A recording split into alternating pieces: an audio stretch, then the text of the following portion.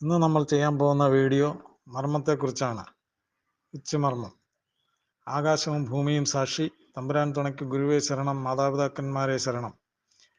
ഉച്ചിമർമ്മം. വായു ചിഹ്നി, മോക്ഷദ്വാരം, മൂർധാവ്, ആദിമർമ്മം, അധിപം, അധിപതി എങ്ങനെയുള്ള പേരുകൾ ഇതിനുണ്ട്. ഇട, പിംഗല, സുഷുപ്ന എന്നീ നാഡികളുടെ ഉത്ഭവസ്ഥാനമാണ് ഉച്ചിമർമ്മം.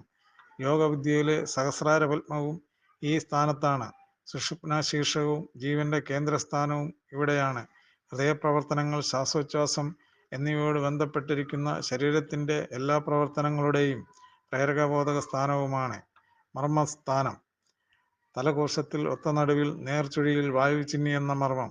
എന്നാൽ സുശ്രുതൻ പറയുന്നത് മസ്തകത്തിൻ്റെ അകത്ത് മുകളിൽ ശിരാസന്ധികളുടെ സംഗമസ്ഥാനമായും രോമാവർത്തകമായതുമായ സ്ഥാനമാണ് അധിപതി മർമ്മമെന്നാണ്. നെറ്റിമധ്യം കണക്കാക്കി നെറ്റി അവസാനിക്കുന്നിടത്ത് നിന്നും 8 അംഗുലം അകലത്തിൽ ഉച്ചിമധ്യത്തിൽ ആണ് ഈ മർമ്മം സ്ഥിതി ചെയ്യുന്നത്. 4 വിരൽ ചതുരമധ്യമാണ് യഥാർത്ഥ മർമ്മസ്ഥാനം. ശരീരത്തിൻ്റെ മുൻഭാഗത്ത് ഉച്ചി മുതൽ കീഴോട്ടുള്ള നേർരേഖയിൽ ആദ്യമർമ്മമാണിത്. മർമ്മ ആഘാത ദോഷം, വെട്ട്, ഇടി, കുത്ത്, വീഴ്ച തുടങ്ങിയവയിൽ നിന്ന് ഈ മർമ്മത്തിന് ആഘാതമേൽക്കാം. ആഘാതത്തിൻ്റെ ഏറ്റക്കുറച്ചിലനുസരിച്ച് ദോഷങ്ങൾക്ക് കാഠിന്യം കൂടുകയോ കുറയുകയോ ചെയ്യുന്നതാണ്. വെട്ട്, കുത്ത്, ചവിട്ട് ക്ഷതകാരണമെങ്കിൽ മലമൂത്രങ്ങൾ തടസ്സപ്പെടുകയും വയർ പെരുകുകയും സന്നി ഉണ്ടാകുകയും ശരീരം അട്ട പോലെ വളയുകയും വായുവിൽ കൂടി നുരയും പതയും വരികയും കഴുത്ത് കുറുകുകയും കണ്ണ് വട്ടം കറങ്ങുകയും ചെയ്യും. ഈ സ്ഥാനത്ത് അടിയോ ഇടിയോ ക്ഷതമേറ്റാൽ ശ്വാസം അടയും, ഏമ്പക്കം അടിക്കടിക്ക് ഉണ്ടായിക്കൊണ്ടിരിക്കും, കൺപോളകൾ മറിയും. അടങ്കൽ അഥവാ മറുകാലം ചെയ്തില്ലെങ്കിൽ 3.25 നാഴികക്കകം മരണം സംഭവിക്കും. ഈ മർമ്മത്തിൻ്റെ അടങ്കൽ അഥവാ മറുകാലം ഗുരുമുഖത്ത് നിന്ന് കൃത്യമായി പഠിക്കണം, അല്ലെങ്കിൽ മരണം സംഭവിക്കും. ഇത് ആരും പരീക്ഷിക്കാൻ നിൽക്കരുത്. നമുക്ക് അടുത്തതായി നോക്കേണ്ട ഇതെങ്ങനെയാണ് സംഭവിക്കുന്നത് എന്നാണ് നോക്കേണ്ടത്. അത് നമുക്ക് നോക്കാം. ഉച്ചിമർമ്മം എങ്ങനെയാണ് ചെയ്യുന്നതെന്ന്, ഉച്ചിമർമ്മത്തിൽ എങ്ങനെയാണ് ക്ഷതമേൽക്കുന്നതെന്ന് ആണ് ഇന്ന് നമ്മൾ കാണിക്കാൻ പോകുന്നത്. അപ്പോൾ ഉച്ചിമർമ്മം കാണിക്കുന്നതിന് മുമ്പ് നമ്മൾ ചുവടുകളെ പറ്റി പറയാം. ആൾ ഒന്ന് നിറമൂന്ന് എന്നുള്ളതാണ് അടിസ്ഥാനം. ഈ ആളൊന്ന് നിറമൂന്ന് എന്ന് പറഞ്ഞു കഴിഞ്ഞാൽ നമ്മുടെ നിലയെന്ന് പറയുന്നത് വട്ടച്ചുവട്. ഈ വട്ടച്ചുവട് നിങ്ങൾ നിന്ന് കഴിഞ്ഞാൽ ഒന്ന് സൈഡിലേക്ക് മാറും, ഒഴിവൊന്ന്.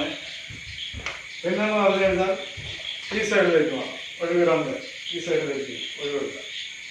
പിന്നെ ഒന്നെന്ന് പറഞ്ഞു കഴിഞ്ഞാൽ ഈ പുറയിലേക്ക് ഒഴിവെടുക്കുക. പിന്നെ വലത് കാലിലെടുക്കാം, ഇടത് കാലിന് ഒഴിവെടുക്കാം, പുറകിലേക്ക്. ഇതാണ് ആൾ ഒന്ന് നിറമൂന്ന് എന്ന് പറയുന്നത്. അപ്പോൾ നമുക്ക് ഉച്ചിമർമ്മം എങ്ങനെ ചെയ്യുന്നത് നോക്കാം. ഇവിടെ ശ്രദ്ധിക്കണം, ഇതെങ്ങനെ ചെയ്തു. അപ്പോൾ നിങ്ങൾ നോക്കി പഠിച്ചോണം ഇതെങ്ങനെ ചെയ്തു.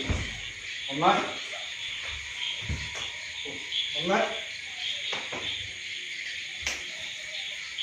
2 3 4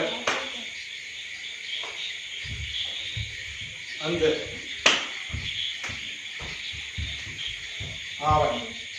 ഇതാണ് ഉച്ചിമർമ്മത്തിൽ എങ്ങനെ പ്രകടനത്തിരിക്കുന്നത് എങ്ങനെയാണ്. അപ്പോൾ ഈ ഉച്ചിമർമ്മത്തെക്കുറിച്ച് നമ്മൾ നേരത്തെ പറഞ്ഞിരുന്നു. അപ്പം ഈ രീതിയിൽ പ്രകടനമേറ്റ് കഴിഞ്ഞാൽ ആൾ 3.25 നാഴികക്കകം ശരിയായ പ്രകടനമേൽക്കാണ് മരിക്കാൻ സാധ്യതയുണ്ട്. പക്ഷെ അത് നമ്മൾ മറുകാലം അല്ലെങ്കിൽ അടങ്കൽ ചെയ്ത് ആ ആളെ നമ്മൾ നേരെയാക്കും. ഇനി അടുത്ത വീഡിയോ എന്ന് പറയുന്നത് നമ്മൾ ഇതിൻ്റെ ചികിത്സയെ പറ്റിയാണ് പറയുന്നത്. അടുത്തത് ഇതിൻ്റെ ചികിത്സയും മരുന്നും എങ്ങനെയാണ് ചെയ്യുന്നതെന്ന് അടുത്ത വീഡിയോയിൽ നമുക്ക് കാണാം. അപ്പം നമുക്ക് ഇവിടെ ഈ വീഡിയോ കൊണ്ട് ഇത് ക്ലോസ് ചെയ്യുകയാണ്. അടുത്ത വീഡിയോയിലേക്ക് നമ്മൾ വരുന്നിടം വരെ ഹായ് സലാം.